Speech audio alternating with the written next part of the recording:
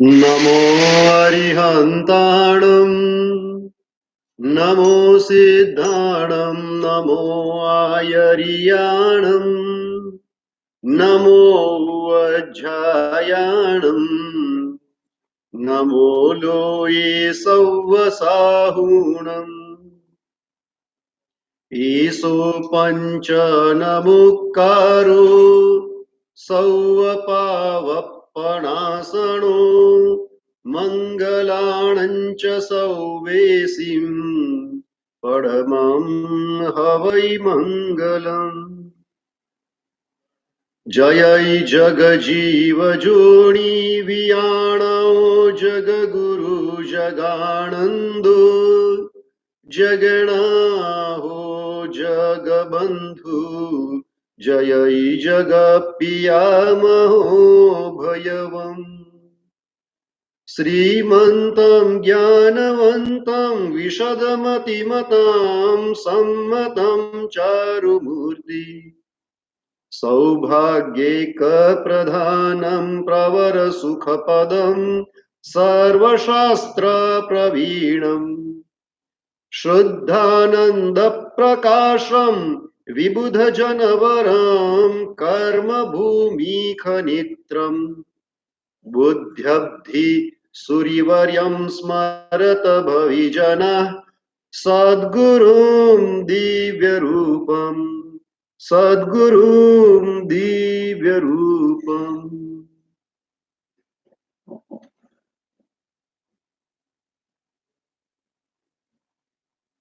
ત્રીજા પદે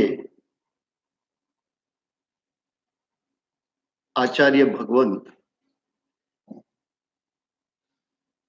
શાસ્ત્રની અંદર કહે છે કે અથમીએ જીન સૂરજ ચાંદ કાળક્રમે જ્યારે તીર્થંકર ભગવંતનો વિરહ થાય, તીર્થંકર પરમાત્માને શાસ્ત્રની અંદર સૂર્ય સમાન ગણેલા છે અને જ્યારે સૂર્ય અસ્ત થાય છે ત્યારે રાતના સમયે ચંદ્રનો પ્રકાશ તો સાથ આપે જ છે. એવી રીતના જ્યારે પ્રભુ વિરાજમાન હોય છે આ અવનીતલ ઉપર, એ વખતે તો સૂરજની જેમ, જેવી રીતના સૂરજ હોય તો દિવસે દિવસ હોય, અજવાળું અજવાળું હોય, પરંતુ જ્યારે સૂર્ય અસ્ત થાય રાત પડે, દિવસ પૂરો થાય અને રાત પડે. તીર્થંકરના વિરહની અંદર ફરક પડે પડે અને પડે જ. આ નક્કી વાત છે સૌથી પહેલી વાત. પરંતુ છતાંય તે જો રાતે આકાશમાં ચંદ્રમા હોય તો ક્યાંક અજવાળું, ભલે સૂર્ય જેવું અજવાળું નહીં પણ છતાંય અજવાળું પાથરી તો શકે છે. એવી રીતના જ્યારે તીર્થંકર પરમાત્માનો વિરહ થાય છે તો પરમાત્માથી થતો શૂન્યવકાશ કોઈ ભરપાઈ તો ન કરી શકે. તીર્થંકર તીર્થંકર ભગવાન છે, એનો પ્રકૃષ્ટ પુણ્યોદય બીજાના આત્માના કલ્યાણ માટે નિમિત્તભૂત થવા માટે જે અતિ ઉત્કૃષ્ટ પુણ્યનો ઉદય જોવે, તીર્થંકર સમાન કોઈનો પુણ્યોદય ન હોઈ શકે, કોઈનો નહીં. અને એ તીર્થંકર પરમાત્માનો જ હોય. ગજબ. અને જ્યારે પરમાત્મા દેશના દેતા હોય, એમની દેશનાની અંદર યથાયોગ્ય બધાને પ્રાપ્ત થાય થાય અને થાય જે પણ એક વખત પરમાત્માના દરબારની અંદર પ્રવેશ કરી ગયો, આપણે ત્યાં કીધું છે કે ઓછામાં ઓછું સમ્યક તો સામાયિકને પ્રાપ્ત કરે, શ્રુત સામાયિકને પ્રાપ્ત કરે. જો એનાથી વધારે યોગ્યતા હોય તો દેશવીરતી સામાયિકને પ્રાપ્ત કરે. અને એવા ધન્યભાગી જીવો પણ હોય, હળુકર્મી જીવો, એ જીવો સર્વવીરતી સામાયિકને પ્રાપ્ત કરે. 4 પ્રકારની સામાયિક કીધી છે: સમ્યક તો સામાયિક, શ્રુત સામાયિક, દેશવીરતી સામાયિક અને સર્વવીરતી સામાયિક. ક્રમ પણ બહુ અદ્ભુત લીધો છે: દર્શન, જ્ઞાન અને ચારિત્ર. ગજબ. તમે જુઓ, આજ ક્રમ શાસ્ત્રની અંદર બતાવો છે. જ્યારે ઉપધાન વગેરે ક્રિયાઓ કરાવે ત્યારે તમે નંદી સૂત્ર સાંભળો ત્યારે આ 4 બોલતા હોય છે સાધુ ભગવાન પણ: સમ્યકતા સામાયિક, શ્રુત સામાયિક, દેશવીરતી સામાયિક, અથવા પછી જો સાધુ હોય તો સર્વવીરતી સામાયિક ઉચ્ચરાવે છે. શું તો કે સમ્યક જે છે એ શું છે? તો કે દર્શન મોહનીયનો ઉપશમ, ક્ષોભસમ કે ક્ષય, એ સમ્યક તો સામાયિક. અને લગભગ મોટા ભાગના જીવો એ સમ્યક તો સામાયિકને પ્રાપ્ત કરી લે. જેવો પરમાત્માનું નિમિત્ત પ્રાપ્ત થાય. આપણે ત્યાં કીધું છે, ઘણા એવા જીવો હોય દૂરથી સમોસરણના દર્શન કરે, દૂરથી, અને એ નિમિત્ત એવું ગજબનું અરિહંત પરમાત્માનું અંદરથી જાગૃતિ આવી જાય,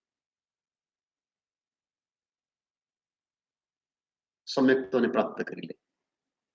ઘણા ધર્મચક્રને જોઈને સમ્યક્તો પ્રાપ્ત કરે. ઘણા પરમાત્માના દરબારની અંદર આવે ને જેવું પરમાત્માનું એક મુખ કમળ જોઈ લે, નિમિત્ત પરમાત્માનું મુખ કમળ એટલું અદ્ભુત છે કે અમુક જીવોને બસ એક વખત પરમાત્માના દર્શન થયાની અને તરત જ ભાવોદ્રેક ઉત્પન્ન થાય અને સમ્યક્તોને પ્રાપ્ત કરે. ઘણા જીવો પરમાત્માની દેશના સાંભળે અને સમ્યક્તોને પ્રાપ્ત કરી લે. જે જીવની જેવી યોગ્યતા એ પ્રમાણે સમ્યક્તો પ્રાપ્ત કરે. બીજું છે શ્રુત સામાયિક, એટલે કે તત્વોની ઊંડી સાચી સમજ. પરમાત્માની વાણી કેવી ગજબની હોય! કોઈ પંડિતાઈ વાળી ભાષાની ભગવાનની. એ જમાનામાં પંડિતોની ભાષા એટલે સંસ્કૃત કહેવાતી. વિચાર કરો કે પંડિતોની ભાષા સંસ્કૃત કહેવાતી અને પરમાત્મા અર્ધ માગધીની અંદર ઉપદેશ આપે પ્રાકૃત ભાષા. પ્રાકૃત એટલે સામાન્ય પ્રાકૃત લોકોની, સર્વસામાન્ય માણસોની ભાષા. અને એનો ઉલ્લેખ કરતા કીધું છે કે બાળકો અને સ્ત્રીઓ પણ સમજી શકે, કારણ કે એ જમાનાની અંદર લગભગ સંસ્કૃત વગેરેનો અભ્યાસ બહેનોની અંદર ઓછો થતો હતો, પણ બહુ ઓછી બહેનો સંસ્કૃત વગેરેનો અભ્યાસ કરતા. અને પ્રાકૃત તો આપણે જેવી રીતના આજે ગુજરાતી બોલચાલની અંદર છે કે હિન્દી બોલચાલની અંદર છે, એવી રીતના પ્રાકૃત ચાલતી, અર્ધભાગની ચાલતી. એટલે આબાલ ગોપાલ બધા એ ભાષા સમજી શકતા. પરમાત્માએ ભાષાનો કોઈ આડંબર જ ન રાખ્યો. ધ્યેય શું છે? જીવો સમજી શકે, એનું આત્મકલ્યાણ કરવું છે. અને ભગવાને શું કર્યું? પોતાની ભાષા, ઓલી પંડિતોની ભાષા નહીં કરી. બધા પંડિતો એની અંદર ચર્ચાઓ કરતા, એની અંદર ઉપદેશો આપતા, અને ભગવાને આખી પરિપાટી જ અલગ. પ્રાકૃત ભાષા, બધા સમજી શકે એવી અદ્ભુત ભાષા. અને જ્યાં પરમાત્માની વાણી સાંભળે ભલભલાના પરિવર્તન થઈ જાય. તત્વજ્ઞાનની સમોસરણમાં અભવ્ય જીવ ના પહોંચી શકે, પહોંચી જ ન શકે. અરે ત્યાં સુધી કીધું છે, સમોસરણ તો બહુ બહુ બહુ ઊંચી વાત છે. ત્યાં સુધી કીધું છે કે પરમાત્માની મૂર્તિ હોય ને, મૂર્તિ, એની અંદર આપણે થાળની અંદર પુષ્પ લઈને જઈએ ને, અભવ્યનો જીવ જો ફૂલ રૂપે ત્યાં થાળની અંદર પહોંચી ગયો ને, તોય તે ભગવાનને ચડાવવા જઈએ પેલા પડી જાય હાથમાંથી. એ પરમાત્માના સ્થાપના નિક્ષેપા ઉપર, પ્રતિમાજી ઉપર પણ એ અભવ્યનો જીવ ચડી ન શકે, તો ત્યાં સમોસરણના દાદરા ક્યાંથી ચડી શકવાનું છે?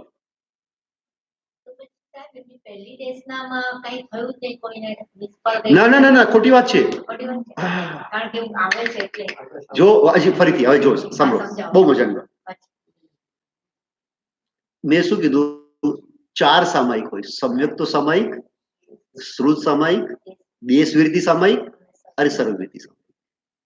એની અંદર છેલ્લી 2 સામાયિક છે ને, દેશવિરતી સામાયિક અને સર્વવિરતી સામાયિક, એમાંથી દેશવિરતી સુધી તો તિર્યંચો યોગ્ય છે, એટલે તિર્યંચો દેશવિરતીને પ્રાપ્ત કરી શકે છે. પરંતુ તિર્યંચો એટલે કે તિર્યંચો શેને શેને પ્રાપ્ત કરી શકે છે? તો કે સમ્યક્ત સામાયિકને પ્રાપ્ત કરી શકે છે, શ્રુત સામાયિકને પ્રાપ્ત કરી શકે છે અને દેશવિરતી સામાયિકને પ્રાપ્ત કરી શકે છે. એમ આ 3 સામાયિકને તિર્યંચો પ્રાપ્ત કરી શકે છે. મનુષ્યો તો કે 4 ને પ્રાપ્ત કરી શકે છે, સમ્યક્ત્વ, શ્રુત, દેશવિરતી, બરાબર છે. દેવતાઓ તો કે 2 સામાયિકને પ્રાપ્ત કરી શકે છે, સમ્યક્ત સામાયિક અને શ્રુત સામાયિક.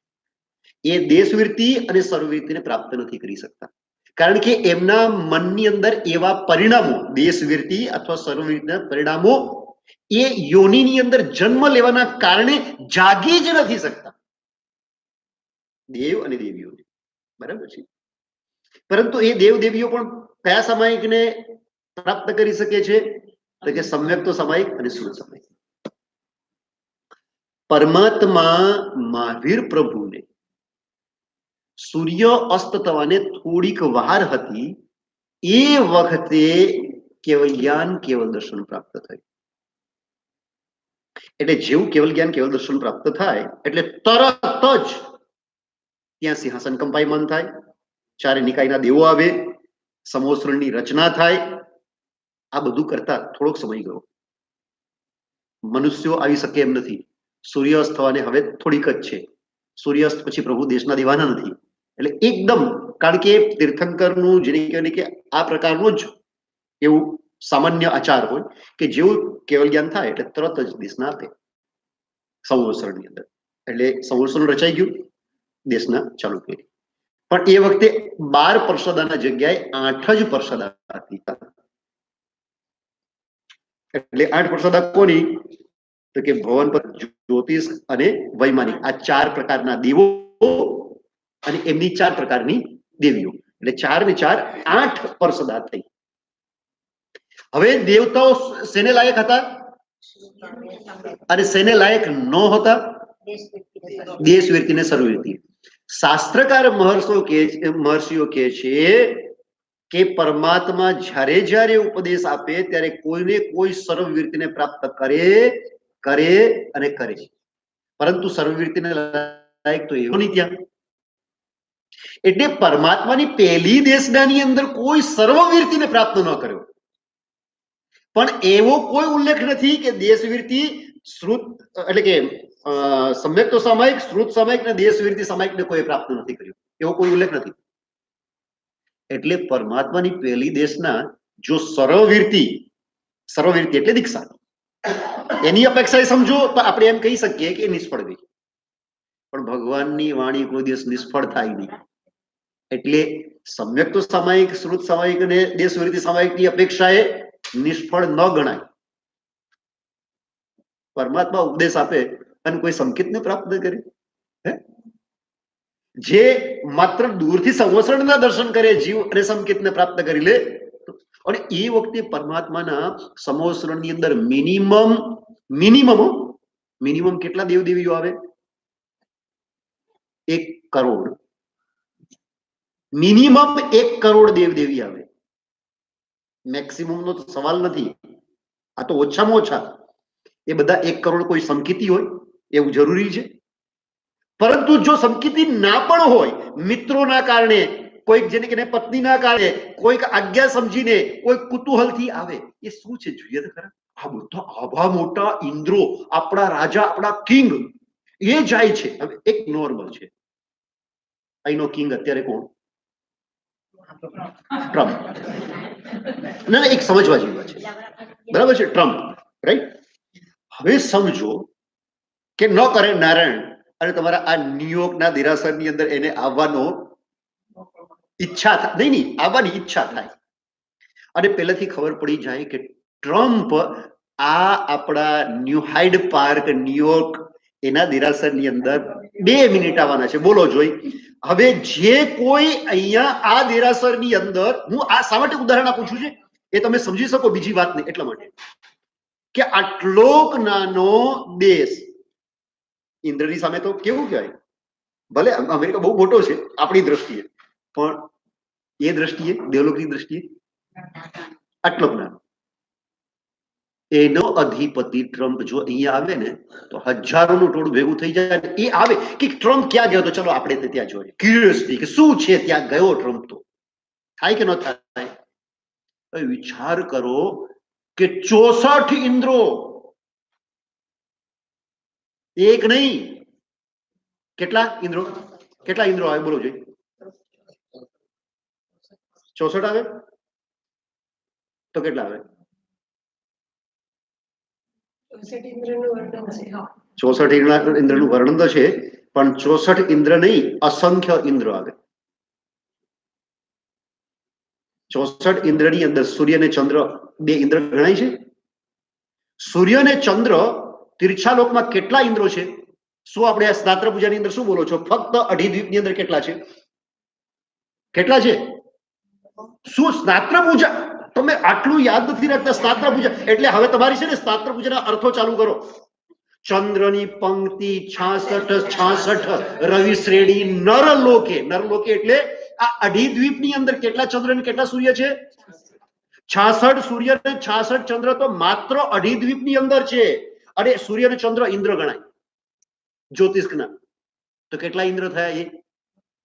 એ કેટલા થયા ગણો? આટલા જ ફક્ત ના આવે, જેટલા અસંખ્ય દ્વીપ સમુદ્રો છે ને એની અંદર બધે જ જગ્યાએ સૂર્ય અને ચંદ્રના વિમાનો છે, એ બધા ઇન્દ્રો ગણાય. હવે બોલો કેટલા ઇન્દ્ર આવે? વાત બેઠે છે. એ એક વાત બોલો. આપણે અનાદિકાળથી અનંત ભવોની અંદર અનંત તીર્થંકરો થયા છે. ક્યારેક ને ક્યારેક કોઈક તીર્થંકરના સંવત્સરમાં આપણે ગયા હોય છે, તો હજી સુધી આપણે પત્ર કેમ નથી કરતા? જો સૌથી પહેલા તો આવું કોઈક વખત જવલ્લે થાય કે કોઈક બહુ ભારે કર્મી જીવ હોય, જો આપણે ગયા હઈશું ને એવી કલ્પના આપણે ન કરી શકીએ. કેમ ખબર છે? આ પ્રવાહ અનાદિનો ચાલતો રહે છે. જેમ જેમ જીવો મોક્ષની અંદર પધારે તેમ તેમ નિગોદમાંથી જીવો બહાર આવે. એટલે એમ ન કહી શકાય કે આપણે જેને કહેવાય ને કે અનંતકાળથી રખડીએ છીએ એટલે તીર્થંકરોના દર્શન કર્યા જ હશે કે એ સંવત્સરમાં ગયા જઈશું. કોને ખબર? આપણે જેને કહેવાય કોઈ સિદ્ધાર્થમાં ગયા, મોક્ષની અંદર પધાર્યા, અને આપણે નિગોદમાંથી બહાર નીકળીને એ ક્રમ એક ઇન્દ્રિયમાંથી 2 ઇન્દ્રિય, અને 2 ઇન્દ્રિયમાંથી 3 ઇન્દ્રિય, 3 ઇન્દ્રિયમાંથી 4 ઇન્દ્રિય, અને એમાંથી સંગી પંચેન્દ્રિય, આવી રીતના આ અત્યારે આવી રીતના થયા હોઈએ. આપણે એ તીર્થંકરના સંવત્સરની અંદર ગયા જોઈએ આવું માનવાને 100% કોઈ કારણ નથી. ન ગયા હોય એવું બી કઈ કારણ નથી. તો ન ગયા હોય એનું હું રીઝન બતાવું ને. તીર્થંકર પરમાત્માનો એવો અચિંત્ય પ્રભાવ છે, એ તીર્થંકર નામ કર્મ એવું અચિંત્ય છે કે એનો પ્રભાવ પડ્યા વગર રહેતો નથી. આ જ હું મુખ્ય કારણ માનું છું. એવું પણ કહે છે કે ઘણી વાર ગયા છે પેલી અનંતી વાર. નહીં, ઘણી વાર ગયા છે. સાંભળો, એ શું છે એ કહું. એક મિનિટ, એ શું છે એ કહું. કોઈક જીવની શાસ્ત્રની અંદર એમ વાત આવે છે. શું વાત આવે છે? કે આ જીવે, હવે જો મુપત્તિ માટે એવી વાત આવે છે કે અત્યાર સુધી જીવે એટલી મુપત્તિઓ વાપરી છે, એટલે કે એટલી સામયિકો પ્રતિક્રમણ કર્યા છે કે જો એનો ઢગલો કરો મુપત્તિઓનો તો કેટલો થાય? એ બધાની અપેક્ષા એ નહીં સમજવાનું કે આપણે બધાએ આવું કર્યું હશે કરીને. કોઈક એવા ભારી કર્મી જીવની સાથે આવું થાય એમ કહેવાનો અર્થ છે. એમ અર્થ નથી કે આપણે બધાએ આ મેરુ પર્વતના ઢગલા જેટલી મુપત્તિઓ વાપરી લીધી. એમ કોઈક એવા ભારી કર્મી જીવની અપેક્ષાએ શાસ્ત્રની અંદર એમ કહ્યું છે કે જીવે આ પણ, એમ નથી કીધું કે આવા કર્યા છે, શક્યતા બતાવી છે કે જીવે આવું કર્યું હોય અને છતાં પણ કલ્યાણ ના થયું. તે તો કોઈ ભારી જીવની વાત છે. એવા કોઈ, એક વસ્તુ છું, એવા કોઈ વર્ણનો મેં હજી સુધી શાસ્ત્રની અંદર વાંચ્યા નથી. અનંત પરાવર્તન કાળ ગયા છે ને એમાં બધું અનંત. એમ તો અનંતી વાર થયું હોય તો એવા જીવ હોય તો પાછા એવા ભારી કર્મી જીવ હોય તો પહોંચી ગયા છે. આપણે એવા હઈશું એવું માનવાને કારણ નથી.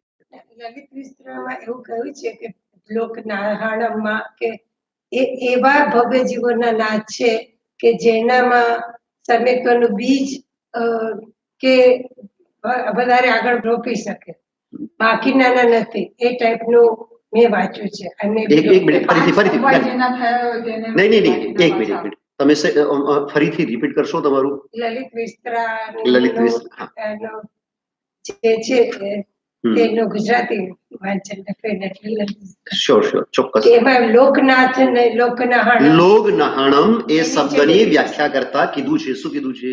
કે એ ભગવાન એ ભવ્ય જીવોના નાથ છે કે જેનામાં સમ્યક દર્શનનું બીજ પડ્યું હોય કે પડી શકે એવી યોગ્યતા હોય તે. એટલે એ જે જીવોની યોગ્યતા છે એના નાથ છે, બાકીના બધાના નાથ નથી. એ ટાઈપનો વાંચ્યું છે. હવે સાંભળો, એક વસ્તુ. સૌથી પહેલા તો નાથ શબ્દ છે ને, એમની નાથ શબ્દનો અર્થ સૌથી પહેલા તમે સમજો. નાથ શબ્દનો અર્થ શાસ્ત્રની અંદર શું કર્યો છે? યોગ અને ક્ષેમ તે વહન કરે તે, યોગ અને ક્ષેમ વહન કરે. જે જીવ એમની પાસે આવે એનો યોગ શેનાથી કરાવે? જે પ્રાપ્ત માર્ગ નથી એનાથી પ્રાપ્ત કરાવે. જે એની પાસે આવે જીવ એને માર્ગ, મોક્ષ માર્ગ પ્રાપ્ત નથી થયો એ મોક્ષ માર્ગ એને પ્રાપ્ત કરાવે. અને ક્ષેમ એટલે શું? કે કોઈક જીવને જેને મોક્ષ માર્ગ પ્રાપ્ત થઈ ગયો છે એના મોક્ષ માર્ગ ઉપર જ એ આગળ વધતો રહે એને મેક શ્યોર કરે. બરાબર છે? આની અંદર તમારો જવાબ આવી ગયો.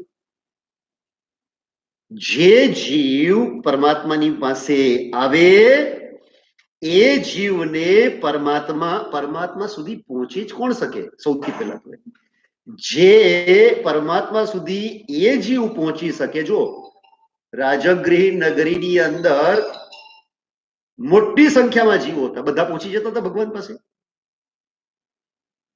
એમાંથી ઘણાને તો ઓલો ગોસાળો તીર્થંકર લાગતો હતો, ભગવાન નહોતા લાગતા. ખ્યાલ આવ્યો તમને હું શું કહેવા માંગુ છું? એમ એ જીવો જ એ તીર્થંકરના દરબારમાં અને સમોસરણમાં પહોંચી શકે જેને આપણે એમ કહી શકીએ કે હવે ચરમ પૂતગલ પરાવર્તનની અંદર આવી ગયા છે, સંકેતની નજદીક છે, અડુકર્મી છે. હવે એ તો આવી શકે નજદીક, તો બંને સદાઈ ગયા. તમારો જવાબ મળી ગયો આની અંદર. એમાં ક્યાં પ્રોબ્લેમ છે?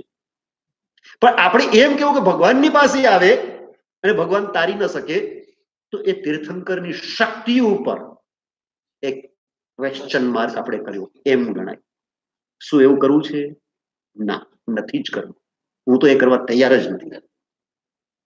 કે તીર્થંકરની પાસે આવે અને એ તરે તરે ને તરે. અને તીર્થંકરની અંદર પાસે નજદીકમાં એ જ આવી શકે. જો આપણે ત્યાં હજી એક એનું શાસ્ત્રીય ઉદાહરણ મારે આપવું હોય તો આપી શકું. આપણે ત્યાં એમ કીધું છે કે નવકાર મંત્ર છે ને, એ નવકાર મહામંત્રના 5 પદને તો ઘણા બધા જીવો પામી શકે. નમો અરિહંતાણમ, નમો સિદ્ધાણમ, નમો આયરિયાણમ, નમો ઉવજ્જાયણમ અને નમો લવ સ્વરૂષાણમ. આ 5 બધા જીવો પામી શકે. પરંતુ એ પછીના જે 4 પદો છે ને, એને માત્ર હળુકર્મી જીવો જે થોડાક સમયની અંદર મોક્ષે પધારવાના છે ને એ જ પામી શકે. બાકી બોલી બધા શકે, જેવી રીતે આપણે બધા બોલી શકીએ છીએ. એસો પંચનમુક્કારો સર્વ પાવપણાસનો, એસો પંચનમુક્કારો આપણે કેટલી વખત બોલ્યું હશે? કદાચ હજારો, કદાચ લાખો, કદાચ જો વધારે ગણતો હશે, જાપ કરતો હશે તો કદાચ કોઈ જીવો કરોડો પણ પહોંચી જાય ને. પરંતુ એની ઉપર આ જે પદ છે ને, એની ઉપર આપણને શ્રદ્ધા થવી એ શ્રદ્ધાન દુર્લભ છે કે એસો પંચ નમુક્કારો સર્વ પાવપણાસ. ये जो 5 पद है उसके विषय में ये लाइन के अंदर लिखा है. क्या लिखा है? ऐसो पंचन मुक्कारो, ये 5 को किया हुआ नमस्कार कैसा है? सब पावपणासो, सभी प्रकार के पापों को नाश करने में समर्थ है. एक बार तो अभवी का जीव भी कहेगा नमो अरिहंताणम. अभवी का जीव भी कह सकता है नमो अरिहंताणम, नमो सिद्धाणम, नमो आयरियाणम, नमो उज्जैनम. वो गिनेगा, श्रद्धा से भी गिनेगा अभवी का जीव. लेकिन कौन सी श्रद्धा से गिनेगा पता है उसको? क्या श्रद्धा है? हाँ, उसको श्रद्धा है कि ये 5 को नमस्कार करूंगा, ये 5 की आराधना करूंगा तो मुझे श्रेष्ठतम देवलोक मिलेगा. लेकिन उसको वो श्रद्धा नहीं है. उसको कहो ने ऐसो पंच नमुक्कारो सब पावपणासुण, तो वो हंसेगा कि सब पावपणासुण ऐसा हो ही नहीं सकता. सब पावपणासुण मतलब मोक्ष, मोक्ष जैसा कुछ है ही नहीं. देवलोक तो कहते देवलोक को मानेगा, वो नरक को मानेगा, लेकिन मोक्ष को नहीं मानेगा. इसीलिए वो ऐसो पंच नमुक्कारो सब पावपणासुणो नहीं कह सकेगा. विचार करो इस शाश्वत मंत्र के अंदर ऐसो पंच नमुक्कारो सब पावपणासुणों का उसको श्रद्धा नहीं हो पाता कि वो यहां तक कहा है कि हलुकर्मी जीव है ना, वो प्रायः करके नमो अरिहंताणम बोल सकता है. जिसके बहुत ज्यादा भारी कर्मा है ना, तो वो नगाड़े का न तो बोल सकता है, लेकिन नमो अरिहंताणम का न नहीं बोल सकता भाव से.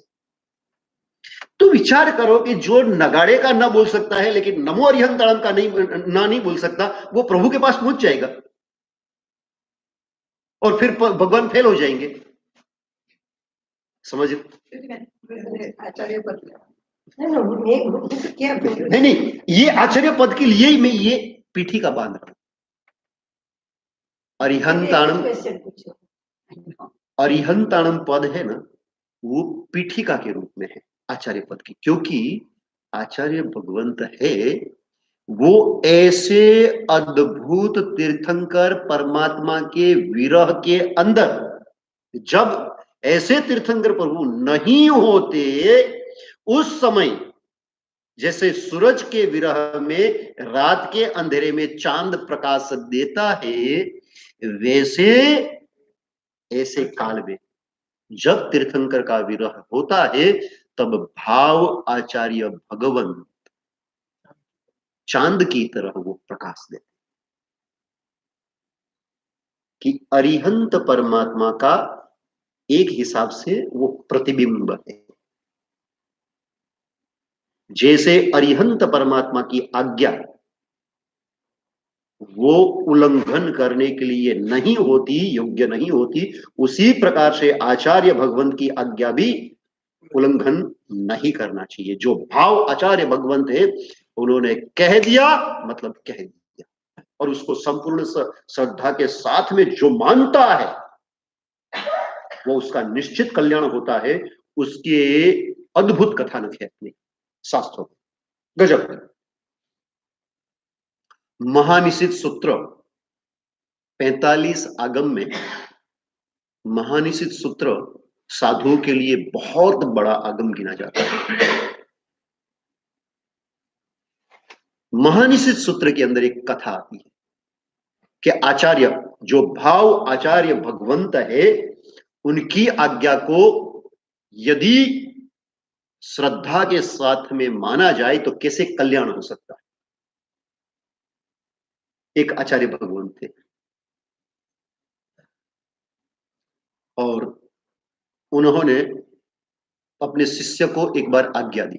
शिष्य गोचरी ओढ़ने के लिए जाता था, तो जब भी शिष्य गोचरी ओढ़ने के लिए जाए तो आचार्य भगवंत को वो कहता है कि भगवान, मैं गोचरी ओढ़ने के लिए जाता हूं, कृपया मुझे आज्ञा प्रदान कीजिए। आचार्य भगवंत ने कहा कि ठीक है, तू गोचरी ओढ़ने के लिए जा, लेकिन एक काम करना। तो कि क्या? तो कोई अच्छे श्रावक के यहां से एक धारदार चक्कू लेकर के आना। एक बात आपको कह दूं कि साधु शस्त्र को छूते भी नहीं, रखने की तो बात बहुत दूर की है। शस्त्र को स्पर्श नहीं करते साधु, शस्त्र से दूर रहते, क्योंकि शस्त्र को जब अपने हाथ में लेते छूते भी है ना, तो भी आप देखना मन के अंदर हिंसक परिणाम जागृत होते हैं, सूक्ष्म भाव हिंसा प्रकट होती है। स्पर्श मात्र करने से विचार तुरंत परिवर्तित होने लगते हैं।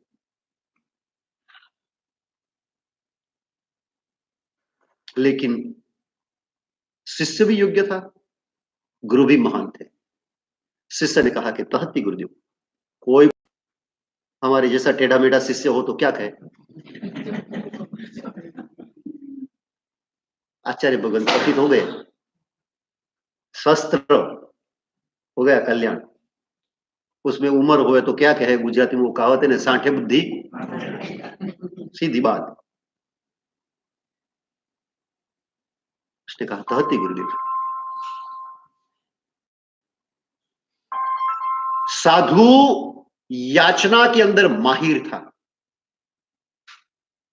और सभी साधु को याचना करने की छुट्टी नहीं होती है, वो आपको पता है। निश्चित शास्त्रों का अभ्यास करने के बाद में ही याचना करने के लिए उनको जाने की अनुज्ञा मिलती है। जब तक निश्चित शास्त्र नहीं पढ़े तब तक साधु को गुरु आज्ञा भी नहीं देते कि तू पानी या गोचरी ओढ़ने के लिए भी जा, क्योंकि गोचरी पानी आदि याचना करना, वोहरना, उसमें शास्त्र ज्ञान जरूरी है, नहीं तो गड़बड़ कर देवे, दोष उत्पन्न हो जावे, साधु जीवन से वो भ्रष्ट हो जावे। गोचरी ओढ़ना ये तो साधु का मुख्य आचार है। इसीलिए साधु को प्राकृत भाषा के अंदर शास्त्रों में कई जगह पर भिक्षु एवं भिक्षुणी कहा है। से भिक्षुआ भिक्षुणी वा, ये शब्द है। भिक्षु का मतलब है याचना करके जो जीवन निर्वाह करते हैं, साधु के लिए ये मुख्य धर्म है, याचना से जीवन निर्वाह। वो भिक्षा याचना के अंदर कुशल था, शास्त्रज्ञ था, उसको पता था कहां से क्या वोहरना चाहिए। आज तो क्या है कि हमारा सब है, श्रावक जी ये खप है, एक बार खप है कह दिया, वोरा तो दिया, फिर जगत में ढिंढोरा पीटता रहेगा। हमारी यहाँ महाराज साहब आए थे ना,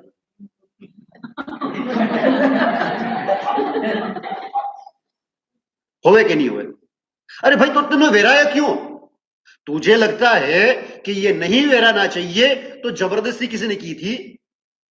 नहीं, उन्होंने तो केवल याचना की। याचना करना उनका धर्म। तुझे नहीं देना था तो मत दो, लेकिन एक बार दे तो देते हो और उसके बाद में फिर पंचायत करते हो। लेकिन अपने यह कहा है ना कि 4 प्रकार के श्रावक श्राविका होते हैं।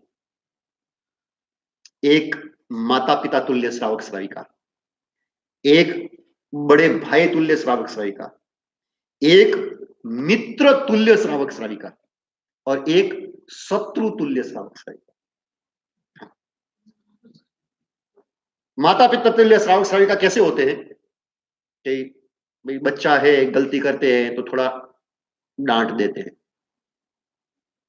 ऐसा मत करो, थोड़ा सा, हाँ, थोड़ा लाल आंख तो रखनी पड़ती है क्योंकि उसकी हित के लिए है। इसमें भी दया है उनके प्रति करुणा है।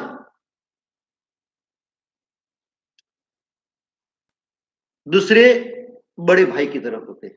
बड़ा भाई छोटे भाई को क्या कहे, सीधा डपटेगा नहीं, लेकिन समझाएगा, प्यार से समझाएगा कि भाई नहीं करना चाहिए। तीसरा मित्र तुल्य, मित्र उच्च नीच बताएगा, ये ठीक है, ये ठीक नहीं है, इससे ऐसा हो सकता है, वैसा हो सकता है, सारी बातें, क्योंकि मित्र मित्र है ना। उसी प्रकार से साधु के जीवन में अमुक माता पिता तुल्य, कि यदि साधु कुछ गलती कर जावे तो माता पिता तुल्य श्रावक एकांत में ले जाकर के, सबके सामने नहीं, एकांत में ले जाकर के, महाराज साहब आप साधु बने हो, ये आपको उपयुक्त नहीं है, ये आपके लिए ठीक नहीं है। कुछ एक बड़े भाई तुल्य होते हैं जो प्यार से समझाते हैं, कुछ एक मित्र तुल्य होते हैं जो साधु को ऊंच नीच समझाते हैं कि ये आपके लिए कैसा हो जाएगा, समझ रहे हो यार, ऐसा करना चाहिए वगैरह, मित्र की तरह एकदम आत्मीयता के साथ में। और चौथे शत्रु तुल्य होते हैं, ऊपर से तो मीठे, हमारे साथ ठीक है, और पीछे सीधा ढंडोरा उनके नाम से पीटना चालू कर देंगे। इसीलिए भिक्षा याचना करना भी कुशलता है कि कहां किसके पास से क्या मांगना चाहिए, क्या नहीं मांगना चाहिए। साधु को बहुत समझना पड़ता है। 42 दोष रहित वो गोचरी आहार लेती है, 42 दोष रहित।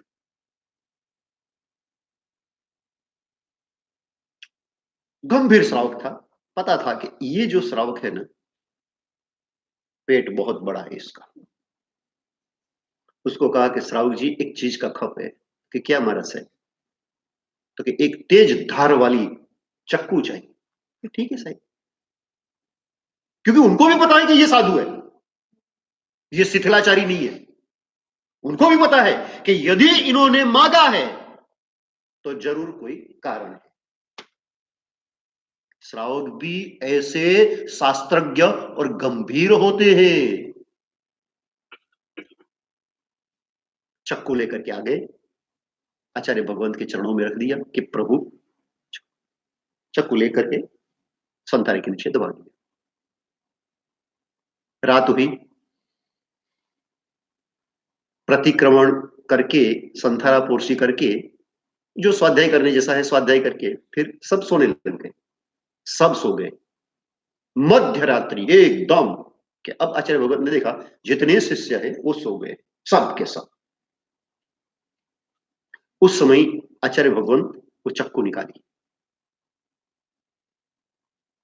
और हाथ में चक्कू ली, धीरे धीरे चलने लग गए आचार्य भगवान। किसकी तरफ?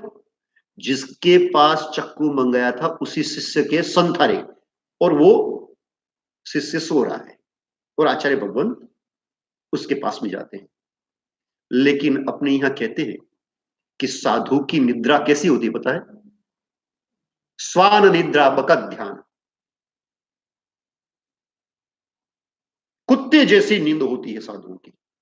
कुत्ता कितना ही गहरा सोया हो, हल्की सी अपनी पदचाप की आवाज से भी कुत्ता तुरंत कान खड़े कर देगा, उसका तुरंत जग जाएगा, एकदम अलर्ट।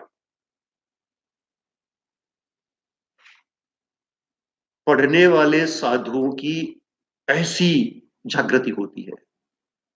आचार्य भगवान को कुछ पता नहीं है, आचार्य भगवान धीरे धीरे जा रहे हैं, लेकिन उनकी पांव की पैरों की आवाज से वो शिष्य जग गया।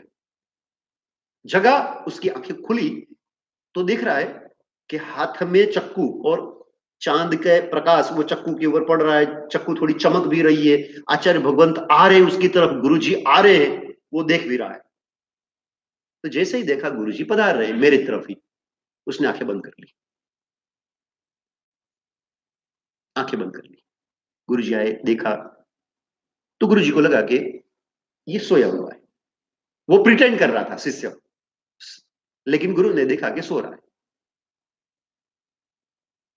पास में एक पात्र था, पात्र उठाया, चक्कू वो जो शिष्य था उसके गले के ऊपर धीरे से फिराई। बोलो, हमारा जैसा चेला होवे है, विश्वास रहेगा? वो फिर भी आंख मूंद किए पड़ा रहा। गुरु को जो करना है करे, पूरी श्रद्धा। गले में थोड़ी सी चक्कू घुमाई, घाव हुआ, खून निकलने लगा। खून को पात्र में भर लिया उन्होंने। फिर थोड़ा सा कपड़ा गले के ऊपर बांध दिया जहां से घाव लगा था। थोड़ा सा खून लेना होगा उनको, ले लिया। गुरु वो पात्र लेकर के चले गए। और शिष्य है कि उसने उफ नहीं कहा। ऐसे कोई खून लेकर के जावे तो क्या सोचे आदमी, बताओ।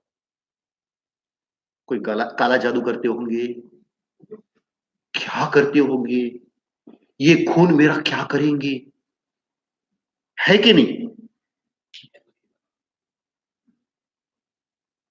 शिष्य है कि एक बार सोच करके गुरु बनाना, और यदि पूरा समझ के साथ में, सोच के साथ में सदगुरु बनाया तो फिर समर्पण, फिर श्रद्धा। भाव आचार्य तीर्थंकर मिलना तो बहुत कठिन है। भाव आचार्य भगवंत की निस्रा मिलना ना, जन्मों जन्मों की साधना हो तब जाकर के किसी जन्म के अंदर रियल में जो ऐसे शास्त्र में कहे गए हैं 36 युक्त ऐसे आचार्य गुरु के रूप में मिलना, वो भी बहुत बहुत आराधना की हो, पुण्य किए हो तो ऐसा नहीं। गुरु मिलना कोई कठिन बात नहीं है। और आज के जमाने में तो सदगुरुओं का तो सदगुरु जाने राफड़ो फाइटो છે। બધાની આગળ સદગુરુ લાગશે, જોઈ લે તમારી જેટલા હો।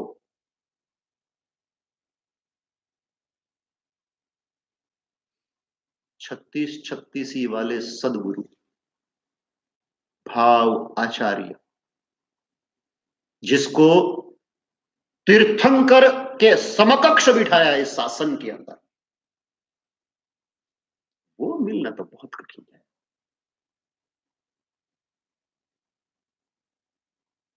रात बीत गई, सुबह से उठता है, प्रतिक्रमण करता है, परिलीन करता है, आवश्यक क्रिया है ये।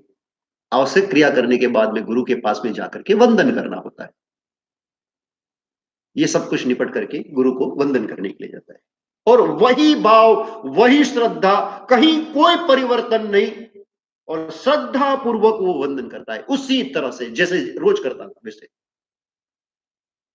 बहुत कठिन हो ऐसा। ये भाव टिकाए रखना कोई आसान बात नहीं है। और रात का दृश्य देखा हो, आचार्य का स्वरूप देख लिया हो, उसके बाद में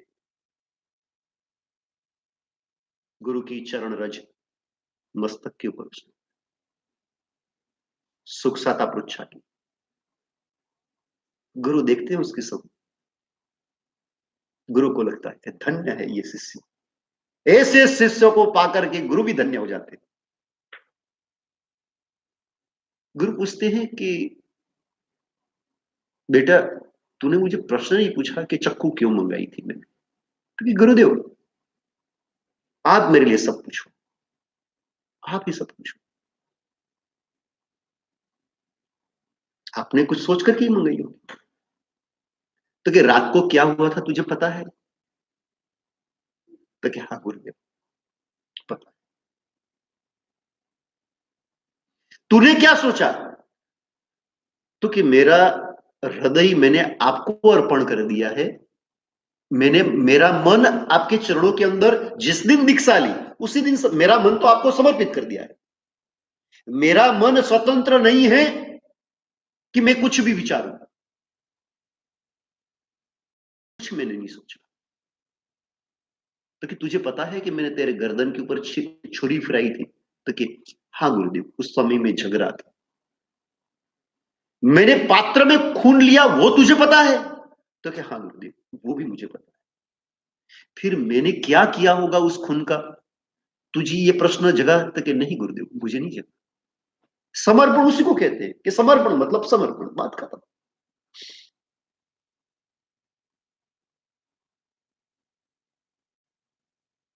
गुरुदेव ने कहा कि तेरा इतना श्रद्धा का भाव, इसीलिए मैं तुझे बताना चाहता हूं, और मुझे पता था कि तू इतना विनयी और श्रद्धा वाला है, इसलिए ये मैंने किया।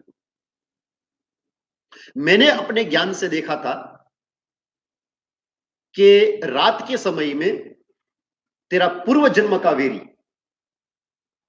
नाग तुझे दंसने के लिए, तेरा खून पीने के लिए आने वाला है। मैंने अपने ज्ञान से देख लिया था, और मैंने सोचा कि मेरा ऐसा विनयी और श्रद्धावान शिष्य, उसको नाग दस ले और अकाल मृत्यु हो जाए उसकी। मैंने सोचा कि नहीं, ऐसा नहीं होना चाहिए। इसीलिए मैंने तेरा खून गर्दन से लिया था पात्र में। ये लेने के बाद में मैंने देखा कि नाग आ रहा है, तो तुरंत उसको मेरे शक्ति से स्तंभित किया और उसको कहा कि तू मेरे ऐसे शिष्य को मत काट। उसने कहा कि नहीं, मेरा पूर्व जन्म का वैरी है, इसने पूर्व जन्म में मेरे साथ बहुत खराब किया है, मैंने आज प्रतिज्ञा की है कि इसका खून पीऊंगा। तो तूने प्रतिज्ञा की है ना, मैं तुझे खून देने के लिए तैयार हूं, उसकी गर्दन का खून देने के लिए तैयार हूं तुझे। उसके बाद माफ करेगा आचार्य भगवान? और ऐसे आचार्य भगवान, उसकी आज्ञा का उल्लंघन करने की उसके अंदर कैसी ताकत? उसने कहा कि गुरुदेव, यदि ऐसी बात है तो मेरी प्रतिज्ञा पूरी हो जाती है, और यदि आप कहते हो कि मेरा ऐसा विनयवान, ऐसा श्रद्धावान, ऐसा उत्तम गुणों वाला शिष्य है, तो आपकी आज्ञा का उल्लंघन करके मैं उसको काट नहीं सकता, और मेरी यदि प्रतिज्ञा पूरी हो जाती है उसका खून पीने की, तो मुझे कोई आपत्ति नहीं। तो क्या देखो, पहले से ही खून हाजिर है, अब तू खून पी और चला जा।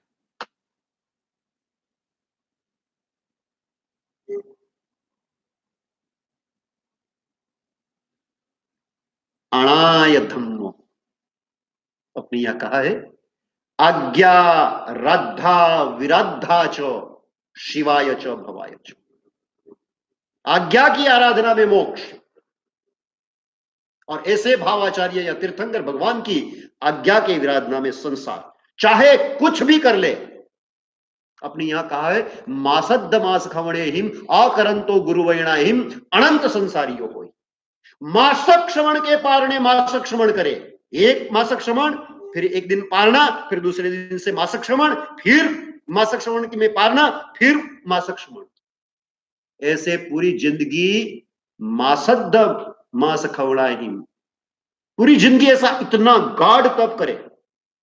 बड़ा तपस्वी मानेंगे ना हम, लेकिन शास्त्र में कह दिया, अकरंतो गुरु वैणाही, गुरु वचनों में अनुमति ना हो, अपनी मन मर्जी से करे, अपनी इच्छा से करे, अनंत संसारियों को, कि इतनी तपश्चर्या करने के बावजूद भी उसका भ्रम भाव भ्रमण टूटता नहीं है, वो मोक्ष में नहीं जाता है। आज्ञा बहुत महती चीज है, सबसे बड़ी चीज है आज्ञा। किनकी आज्ञा? तीर्थंकर भगवान की आज्ञा।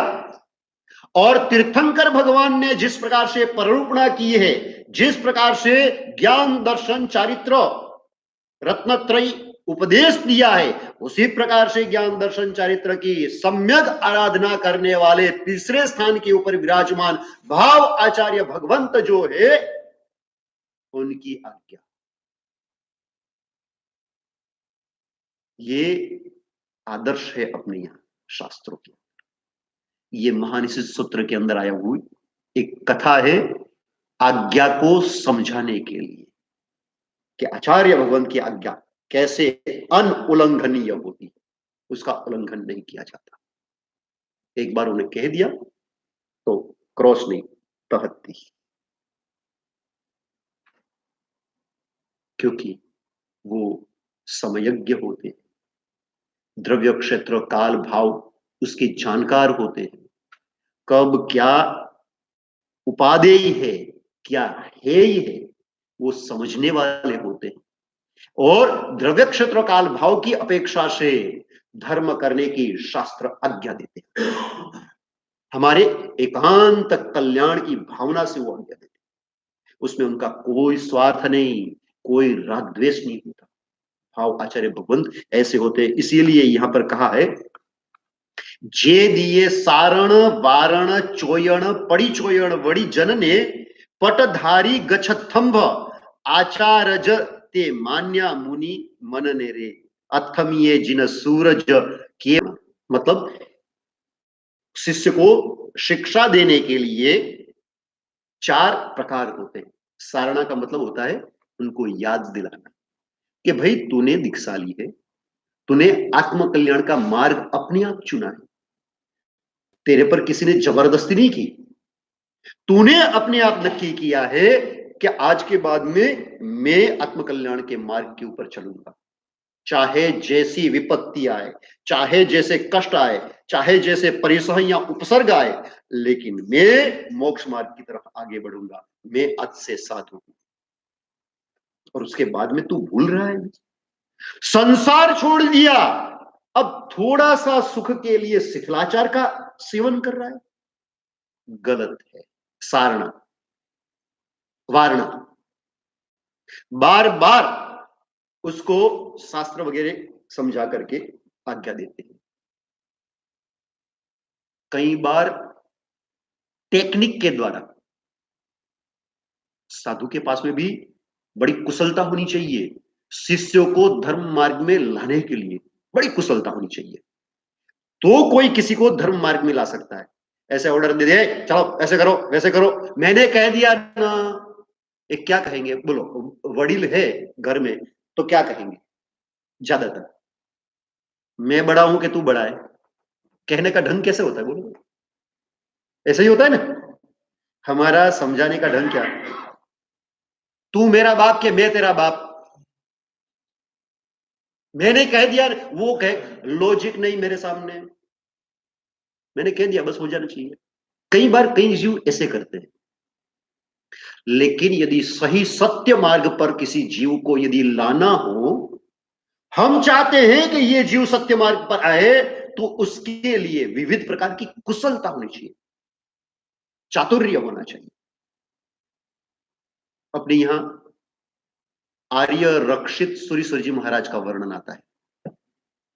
आर्य रक्षित सूरी, उनके जीवन का एक बहुत मजेदार प्रश्न, उन्होंने दीक्षा कैसे ली थी पता है, पढ़ने के लिए गए थे और 14 विद्या के पारगामी होकर के, उस समय के एकदम यूं कहा जाए कि टॉप, या आज के जमाने में अमेरिका के अंदर समझ लो कौन सी सबसे बड़ी यूनिवर्सिटी है, हार्वर्ड, और उसमें यदि गोल्ड मेडलिस्ट होकर के आवे तो वो कैसा विद्वान गिना जावे। ऐसे विद्वत्ता को प्राप्त करके, उस जमाने की यूनिवर्सिटी से ऐसी विद्वत्ता को प्राप्त करके आर्य रक्षित अपने गांव आ रहे थे। नहीं, काफी समय के बाद में, नहीं 5वीं 6ठे नहीं, थोड़ी ज्यादा, मुझे याद आएगा तुम्हें। वो आर्य रक्षित सूरी की ये कथा है। अपनी मां की इच्छा के कारण ही वो पढ़ने के लिए गए थे। पढ़ के आए, मां ने सुना कि 14 विद्या का पारगामी होके गए। अच्छा, इसमें बात ये थी कि मां वितराग दर्शन को अनुसरण करती थी और पिता वैदिक धर्म को अनुसरण करता था घर में। लेकिन उस समय उस जमाने में धर्म के कारण क्लेश नहीं करते थे, दोनों अपने तरीके का करते रहते। मां थी तो वो वितराग मार्ग पे चलती थी, वो वैदिक मार्ग पे था पिता। अब बेटा आ रहा है और सभी गांव में, बड़ा सा गांव, सभी को पता चलता है कि आर्य रक्षित इतना बड़ा पढ़ाई करके आ रहा है, और पूरा जुलूस निकला, और वहां का जो राजा था वो भी गया उसके सम्मान के अंदर। और आर्य रक्षित की आंखें खोज रही है, मेरी मां कहाँ है, क्योंकि वो तो मां के कारण गया था, और मां नहीं दिख रही है, और मां तो समय के लेकर के बैठ गई है घर में। ऐसे महत्व के कॉन्वोकेशन हो, ऐसा कुछ गोल्ड मेडल देने का हो, और मम्मी और पापा नहीं जावे तो क्या क्या हालत हो जाए बच्चे की, बोलो। वो हालत थी उसकी, आर्य रक्षित की।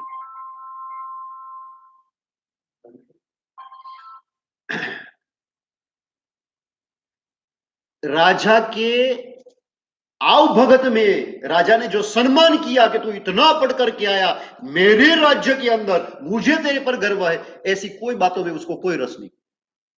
उसके लिए तो मां सबसे बड़ी चीज थी। और वो आता है घर पे, मां तू क्यों नहीं आई, क्या तू नाराज है? तो कि नहीं, मुझे खुशी नहीं है। तो कि तुझे खुशी नहीं है, तुझे खुशी कैसे होगी? तो कि तू पूर्वों का अभ्यास कर तो मुझे खुशी होगी। तो कि वो कैसे होता है? तो कि वो तो जैनाचार्य के पास में होता है। तो कि ठीक है, मैं पूर्वों का अभ्यास करके फिर आऊं तेरे पास में। आचार्य भगवान के पास में जाता है अरे रक्षित। आचार्य भगवान कहते हैं कि दीक्षा लिए बिना तो हम पूर्व अभ्यास नहीं कराते। तो उसने सोचा कि मां की आज्ञा है कि पूर्व का अभ्यास कर, तो मैं दीक्षा ले लूं। ऐसी उसकी दीक्षा हुई, दीक्षा ले ली। अब बाप को कैसा आघात लगे, विचार तो करो, वो वैदिक धर्मी।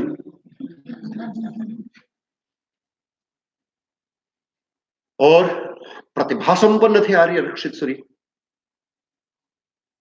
पूर्व का अभ्यास हुआ, अनेक शिष्यों के गुरु बने, महान आचार्य, चारों तरफ जय जयकार उनका होता था। कैसे महान आचार्य भगवंत। और वो अपने गांव में वापस आते हैं आचार्य बन करके। पिता को, आखिर तो पिता है ना, उनकी छाती कैसे गज गज उछलेगी, कहा मेरा बेटा इतना बड़ा जैनाचार्य बन करके आ रहा है। और पिता गए, पिता को उपदेश दिया। अपने यहां एक परंपरा है कि जब कोई दीक्षा लेते हैं ना, तो जब योग्य बनते हैं तो अपने परिवार को प्रतिबोधित करने के लिए आते हैं कि जिनसे मेरा नाता रिश्ता है, कम से कम उनको तो मैं धर्म मार्ग में अवश्य जोड़ूं। ये उनका लौकिक प्रेम नहीं है, लौकिक प्रेम से उठ करके है, लोकोत्तर प्रेम गिना जाएगा, ये लोकोत्तर राग गिना जाएगा। जो मेरे लिए आदरणीय पूजनीय पिताजी है, जिन्होंने मुझे ये जन्म दिया, ये शरीर दिया, उन पिताजी के लिए किसी प्रकार से कुछ भी मैं नहीं कर सकता हूं। हाँ, प्रत्युपकार के रूप में यदि मैं सम्यक धर्म वो दे सकूं तो ही मैंने कुछ किया ऐसा मैं मान सकता हूं। ऐसी मान्यता वाले होते हैं वितराग दर्शन के अनुरागी, ऐसी मान्यता वाले। उन्होंने अपने पिताजी को वितराग मार्ग का उपदेश दिया, और ऐसे पूर्वधर आचार्य भगवंत उपदेश देने वाले हो। असर हुई। उन्होंने कहा कि आचार्य भगवान, क्योंकि अब तो वो उनका बेटा नहीं हुआ, अब तो आचार्य भगवंत है ना, भले अंदर से पता है कि मेरा बेटा है, लेकिन पद की गरिमा तो रखनी पड़ती है, और वो जानकार थे जो पद की गरिमा रखते थे। आचार्य भगवंत, मुझे दीक्षा लेने की तो इच्छा हो गई है, मैं दीक्षा तो ले लूं, मेरी शर्त है, मैं शर्त के साथ में दीक्षा लूं। आचार्य भगवंत ने कहा ठीक है, क्या शर्त है बताओ, दीक्षा दे देता हूं। उसने कहा कि देखो, मैं चोलपटा नहीं पहनूंगा, मैं तो धोती और ये सब कुछ जो पीताम्बर पहनना है वही पहन के रखूंगा, धोती और पीताम्बर। और हमारे यहाँ तो पैरों में वो चाखड़ी वो पहनते हैं, मैं चाखड़ी भी पहनूंगा, और तीसरा छत्र भी रखूंगा, और मुझे दीक्षा लेनी है, बोलो दीक्षा दोगे? आचार्य भगवान ने कहा कि हाँ, दे देता हूँ पिताजी, आपको दीक्षा दे देता हूँ, रखो नहीं है, कोई दिक्कत नहीं है इसमें। दीक्षा दे दी। धोती पीताम्बर पहना हुआ है, पैरों में चाखड़ी है, वापिस छत्र रखा हुआ है और वो साधु है। ये आचार्य होते हैं, समयज्ञ आचार्य। आचार्य भगवान यदि गीतार्थ है कर सकते हैं, ये कोई आपत्ति नहीं, उसमें भी तीर्थंकर उनकी अनुमति होती है। थोड़ा समय बीता, शास्त्राभ्यास करने लगे, सब कुछ हुआ, लेकिन पिता तो पिता है और गुरु के स्थान पे, अरे पुत्र तो पुत्र है लेकिन गुरु का भी स्थान है उनका, पुत्र का। आर्य रक्षित सूर्य ने विचार किया कि ऐसे कैसे पिता का कल्याण होगा, द्रव्यलिंग भी पूरा तो होना चाहिए।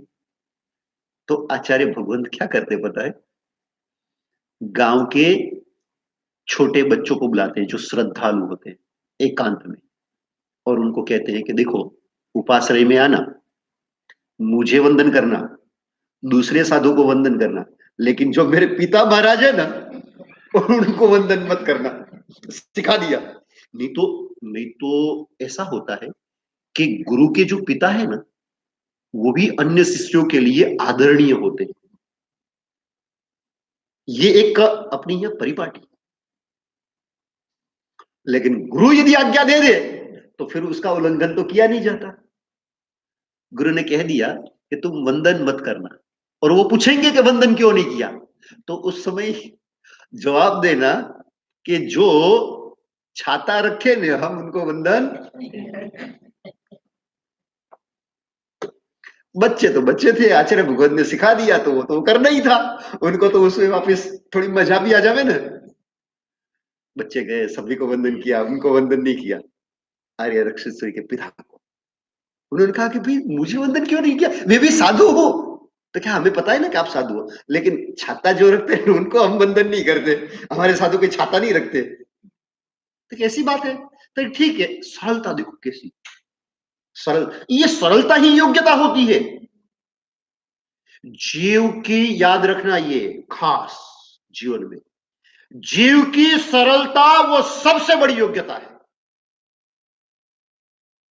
कई बार बाहर से जीव उतना कुछ करता हुआ दिखे नहीं, लेकिन यदि उसमें सरलता है, अपने शास्त्रों में तो यहां तक कह दिया है सरलता गुण के ऊपर कि ऐसे कई जीव भरत क्षेत्र में होंगे, ये पांचवें आर्य के अंदर, जो धर्म नहीं प्राप्त किए होंगे, सम्यक दर्शन तो उनसे बहुत दूर होगा, न मंदिर, न सामायिक, न प्रतिक्रमण, न कुछ, लेकिन सरल बहुत होंगे, और केवल वो सरल गुण उसकी योग्यता के बल पे दूसरे जन्म में वो महाविद्य क्षेत्र में उत्पन्न होंगे, और वो सरल गुण के कारण वो परमात्मा के शरण को प्राप्त कर लेंगे, उसी जन्म में दीक्षा लेंगे और उसी जन्म में मोक्ष को पधार जाएंगे।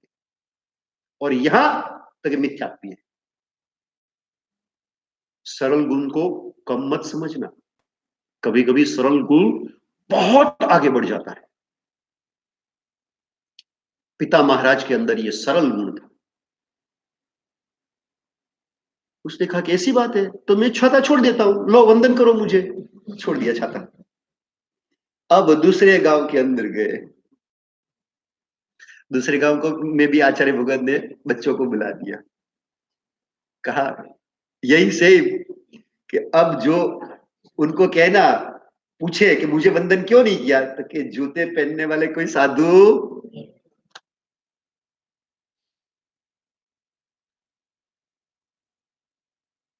और जूते छूट गए। अब सबसे मुश्किल बात थी, क्योंकि ब्राह्मणों के अंदर धोती पीतांबर मुख्य ब्राह्मणों का वेश है, और चोलपट्टा आधा नंगा दिखता है। ब्राह्मण ये चीज बिल्कुल सहन नहीं कर पाते कि आधा नंगा दिखे, और उस समय जो साधु पहनते थे ना वो काफी आज जो साधु कपड़े पहनते हैं ना उसकी कंपैरिजन में उस जमाने में, आर्य रक्षित सूर्य के जमाने में, साधु लगभग यूं कहा जाए कि कपड़े नहीं पहनते थे, उतने कम कपड़े पहनते थे। धीरे धीरे कपड़े बढ़े हैं। उस समय तो कितना था, तो केवल एक लज्जा को ढांकने के लिए साधु को चोल पट्टा कहा जाता था। लज्जा पट्टे जैसा हो उसको कहा जाता है चोल पट्टा।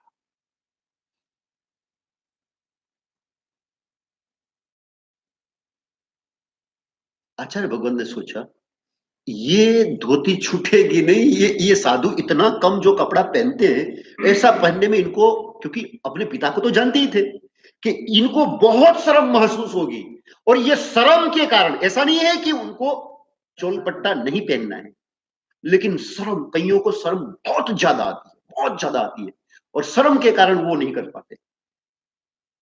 गुरुजी को पता था, मतलब बेटे को पता था अपने पिता का। उन्होंने उसी अरसे के दरमियान एक साधु का काल धर्म हो गया। काल धर्म का अर्थ होता है कि मृत्यु हो जानी, काल धर्म हो गया।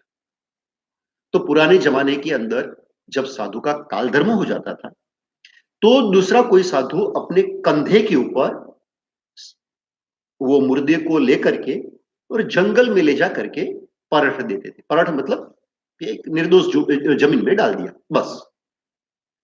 अग्नि संस्कार उस समय ऐसे नहीं हुआ करता था, क्योंकि जैसे ही कोई मरता है तो शरीर के अंदर असंख्य जीवाणु पैदा हो जाते हैं। यदि उसको आग में डाला जाए तो क्या होगा? सब मर जाएंगे। ये जीव दया के कारण उस समय ये था कि फिर उसका जो होना होगा होगा, लेकिन हम वो जीवाणु के मृत्यु में कारण नहीं बनेंगे। फिर दूसरे कारण बहुत हुए, उसके लिए भी कथा है, लेकिन अभी कोई समय नहीं है वो उतना लंबा चौड़ा समझाने के लिए। रीजन है तो अभी क्यों अग्नि संस्कार होता है, आपको ये प्रश्न होगा, लेकिन अभी नहीं कहूंगा वो चीज। आचार्य भगवान के दिमाग में आ गया, ये अच्छा मौका आ गया। उन्होंने अपने शिष्यों को, थोड़े शिष्यों को एकांत में बुलाया और कहा कि ये शिष्य है ना, उसको परखने के लिए तुम एक दूसरों के साथ में वो कहना, नहीं मुझे लाभ दो, मुझे लाभ दो, ऐसा आग्रह करना जबरदस्ती मेरे से। ठीक है गुरुदेव। तो थोड़े साधु इकट्ठे हुए, गुरुदेव इसको तो परखने का आज्ञा मुझे ही दो। दूसरा बोला, नहीं नहीं गुरुदेव मुझे ही दो, ये लाभ तो मुझे ही मिलना चाहिए। सब बोलने लगे तो पिता महाराज विचार में पड़ गए, ये मुर्दे को जंगल में फेंकने के लिए इतना ये उतावले, इतने बड़े बड़े संत है और इतने बड़े बड़े संत, योगी संत इस प्रकार से उतावले हो रहे, तो क्या चीज है? तो अपने पुत्र आचार्य भगवंत को पूछने का है कि आचार्य भगवंत ये मुर्दे को फेंकने में क्यों? क्योंकि ये तो बहुत बड़ी साधना है, ये जो परखना मतलब वहां जंगल में जाकर के फेंकना, उसमें तो बहुत कर्मों की निर्जरा है, बहुत बड़ा पुण्य लाभ। अब इतना कह दिया जो स्वयं महान आचार्य भगवंत कहे और उसका बेटा भी है, तो पिता क्या करेंगे बताओ? है तो फिर ये लाभ मुझे ही दो और किसी को मत दो। पिता ने तो कह दिया। आचार्य भगवत ने कहा कि ये लाभ तो दो, लेकिन ये कठिन लाभ है, तुम्हें पता नहीं है, आपको पता नहीं है पिताजी, ये लाभ बहुत कठिन है। तो कि क्या? तो कि जब मुर्दा लेकर के परखने के लिए जाओ ना, तो उस समय उपसर्ग होते हैं, कई बार तो देवता भी उपसर्ग करते हैं, कोई ना कोई उपसर्ग तो जरूर आता है। वो उस उपसर्ग के समय मौन रहना पड़ता है, कंधे से मुर्दा उतार भी नहीं सकते, नहीं तो बहुत बड़ा विघ्न हो जाता है। इसलिए आप तो वृद्ध हो, मैं आपके साथ में ऐसा नहीं कर सकता।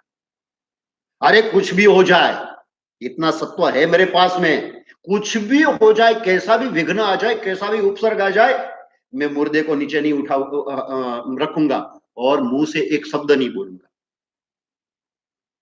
आचार्य भगवत कहा ठीक है, तो आपको लाभ दे दिया।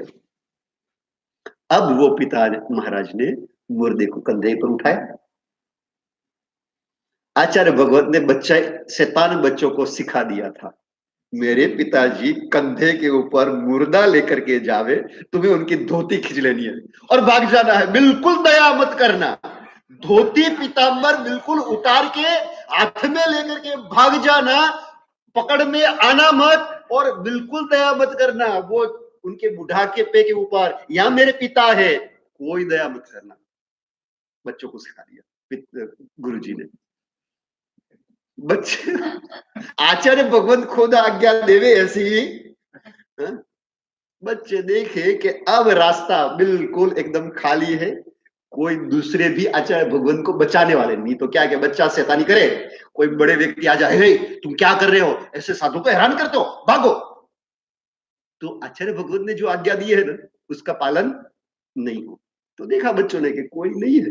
अब ठीक, धोती पीताम्बर खींचा और भाग गए। वो करते रहे, अब बोलना तो उनको था नहीं, करते रहे। अब कंधे के ऊपर मुर्दा है, क्या करे, और पूरे नग्न। एक साधु पीछे ही आ रहा था, उन्होंने देखा कि वो, क्योंकि गुरुजी ने भेजा ही था साधु को, तुरंत चौलपट्टा पहना दिया उनको। वो गए, पारिठावणिया गारेणम करके वापिस लौटे, बाजार से ही निकलना हुआ और सबने देखा कि वो धोती पीताम्बर पहनने वाले आज चौलपट्टे के अंदर है, सबने देख लिया। अब वो आए तो जैसे ही उपासनी में आए ना, तो जो बच्चे थे उनको बुला करके आचार्य भगवान ने बहुत डांटा, ऐसा करते मेरे पिता महाराज है इतने बूढ़े, ऐसा करते, ऐसा नहीं करते, तुम समझते नहीं, धोती पीताम्बर लाओ, चलो शिष्यों को पूछा।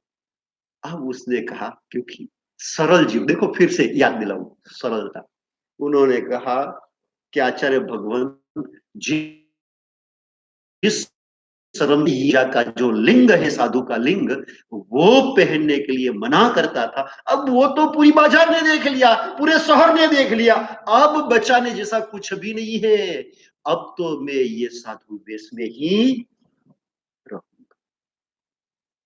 आचार्य तो आचार्य होते हैं, कैसी करुणा है पिता के ऊपर, कैसी करुणा कि मैं मेरे पिताजी को संपूर्ण साधु बनाऊं, संपूर्ण साधु बनाऊं। अब एक चीज उनसे होती नहीं थी, वो सबसे कठिन उनके लिए थी, और वो था गोचरी ओढ़ना।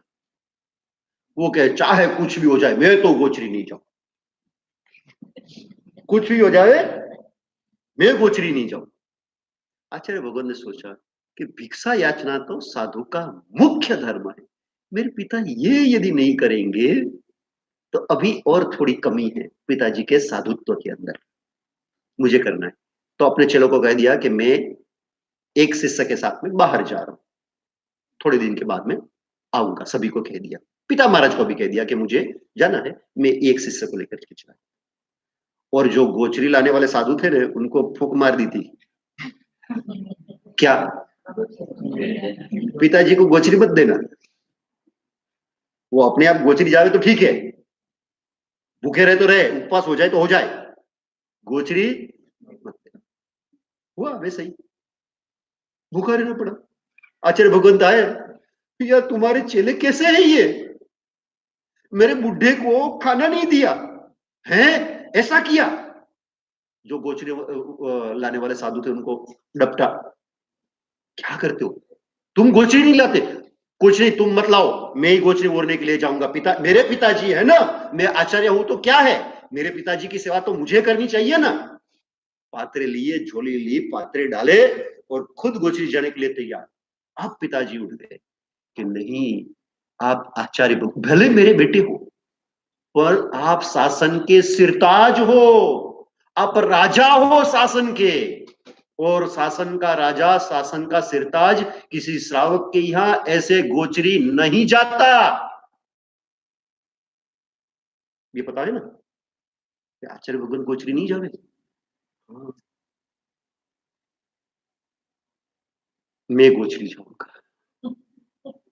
कि आप यदि गोचरी जाने में कोई संकोच नहीं रखते हो तो फिर मैं तो अदना सा साधु हूं नया, मुझे क्यों संकोच रखना चाहिए, मैं गोचरी जाऊंगा।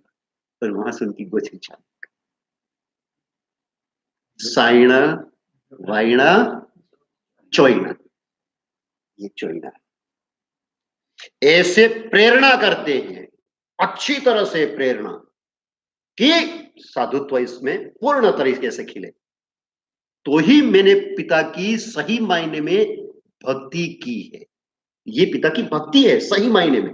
ऊपर से क्या दिखता है, थोड़ी सी क्रूरता दिखती है ऊपर से, लेकिन अंदर एक्चुअल में उनकी आत्मा के लिए परम कल्याण की मंगल भावना है। ये आचार्य भगवंत करते हैं, ये आचार्य भगवंत की करुणा। इसीलिए तो क्या कहते हैं कि नित्य अप्रमत्त धर्म उव ऐसे, नित्य अप्रमत्त धर्म उव ऐसे, धर्म के उपदेश के अंदर नित्य अप्रमत्त, नहीं विकथा न कषाय, फालतू की बातें भी नहीं, विकथा भी नहीं। क्या हुआ, आज का पेपर क्या कह रहा है, क्या उसमें न्यूज आया है, कौन राजा बनेगा, अपनी ये 4 विकथाएं कही गई है। राजकथा मतलब जो राजा, या आज के जमाने में मिनिस्टर, पॉलिटिक्स नहीं मिनिस्टर, उसके बारे में जो भी कोई भी कि ये अच्छा है, ये बुरा है, मोदी तो अच्छा है, कांग्रेस बुरी है, कांग्रेस के ये राहुल गांधी ऐसा है, ये विकथा है, फालतू की, कोई लेना देना नहीं उसमें। ये राजकथा। देश कथा मतलब तो कि भारत देश अच्छा, वो देश फलाना खराब, ये देश अच्छा ये देश खराब, ये भी नहीं करते। उसको कहते हैं देश कथा, राजकथा, देश कथा। स्त्री कथा, स्त्री के विषय में ये ऐसी है, वो वैसी है, ये खूबसूरत है कि ये बदसूरत है, कि ये अच्छी चाल चलन वाली है या बुरी चाल, ऐसी कोई कथा साधु नहीं करते। ये स्त्री कथा गिनी जाती है, ये भी कथा है। और भक्त कथा, भक्त कथा मतलब भक्त का अर्थ होता है भगत नहीं, भक्त अर्थ भोजन, ये भोजन अच्छा है, ये भोजन तो आज खाने में मजा नहीं आया, ऐसा कुछ, जो आया पात्र में खा लिया। और कैसी अद्भुत उनकी अवस्था है, वो अवस्था होती है उनका, इस जमाने का, चौथे आर्य का नहीं, ये 5वें आर्य और 5वें आर्य में भी, ये जो लास्ट जो गई सदी, उसकी एक घटना बताता हूं। बहुत प्यारी घटना है, बहुत प्यारी घटना। मूलचंद जी महाराज और बुट्टेराय जी महाराज, करीबन 100 साल हुए, बहुत ज्यादा साल ही नहीं हुए, 100 साल। और खाने में कैसी निस्पृह दशा, या हीरसुरी महाराज, उनका दृष्टांत दिया जाए। एक बार उनकी तबीयत खराब थी और शाम को उनको एकदम हल्का फुल्का खाना था, तो कहा शिष्य को कि यदि खिचड़ी किसी श्रावक के यहां से मिल जाए तो मेरे लिए थोड़ी सी खिचड़ी लाना, दूसरा कुछ खाना नहीं है। तो शिष्य भी खोजता रहा कि कहीं निर्दोष खिचड़ी मिल जाए तो गुरु जी के लिए लेके जाओ। एक बूढ़ी माँ जी थी, एकदम उम्र थी, तो वो शाम के समय में क्या खाएगी, यूं भी बुढ़ापे में थोड़ा हल्का फुल्का भोजन ही मजा आता है, तो उसने खिचड़ी बनाई थी और खिचड़ी बना के रखी थी। उतने में महाराज साहब आए, उसके खाने की देर थी, महाराज साहब आए तो खा गए, पंद्रह महाराज साहब गोचरी खिचड़ी वगैरह, थोड़ी सी खिचड़ी लेकर के गुरु जी के पास में गए, गुरु जी को दे दिया खिचड़ी। गुरु जी ने खिचड़ी खाई, हिरसुरी जी महाराज, और खाना पूरा हुआ। उतने में तो वो माझी दौड़ती दौड़ती आई, उपास रही, ये महाराज जी खिचड़ी आपने खाई नहीं है ना, तो कि हमने तो नहीं खाई, वो गोचरी ओरने वाले साधु, तो कि खिचड़ी का क्या हुआ, तो कि नहीं वो तो गुरु जी के लिए, हीरसुरी महाराज गुरु जी के लिए थी खिचड़ी। तो कि गुरु जी तो कहा उनकी तबीयत ठीक नहीं थी ना आज, इसलिए उन्होंने खिचड़ी मंगाई थी, तो खिचड़ी उनको दे दी। तो कि और किसी ने नहीं खाई तक ना, और गुरु जी ने खा ली, तो कहा तो कि इतना क्यों पूछ रही हो तुम, तो कि मैं खिचड़ी ओराने के बाद में खाने के लिए बैठी, तब मुझे पता चला कि खिचड़ी के अंदर हद से ज्यादा नमक डाल दिया है, और इतना ज्यादा नमक कि एक कवा भी मैं नहीं खा सकी,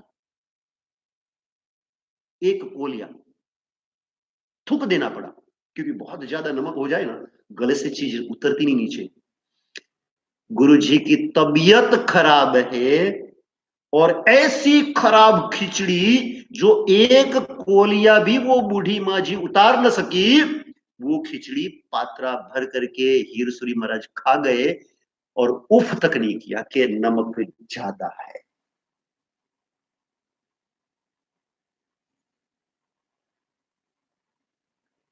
अपने भक्त कथा कैसे भोजन की कथा कैसे होती है। 10 चीज खाने की बनी हो स्वामी वात्सल्य के अंदर, उसमें से एक चीज कहीं 19-20 हो, अनुमोदना तो अनुमोदना की जगह रह जाती है। अनुमोदना करनी चाहिए कि धन्य है इस काल के अंदर इस प्रकार से साधर्मिक भक्ति करते हो, लाख लाख अनुमोदना आपकी, ऐसा करना तो दूर रहा, निंदा चालू। आज तो खीर बड़ी बेकार थी, क्या कर रहे हो। स्वामी वात्सल्य का अर्थ है एक प्रकार से तो वो प्रसाद है।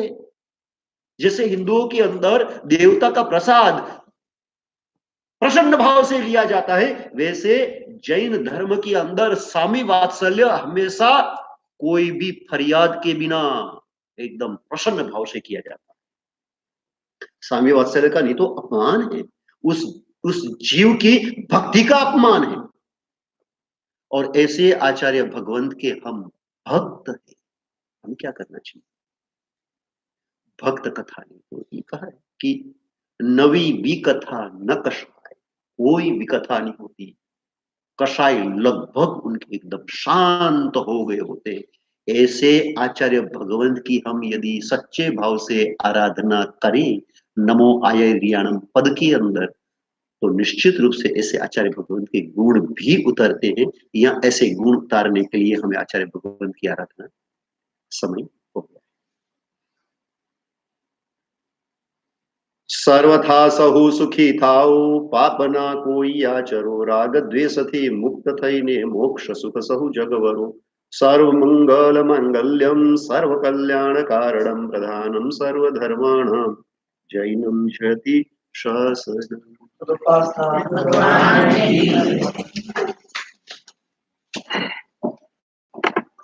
કાલે સવાર વાગે આ વર્ષનું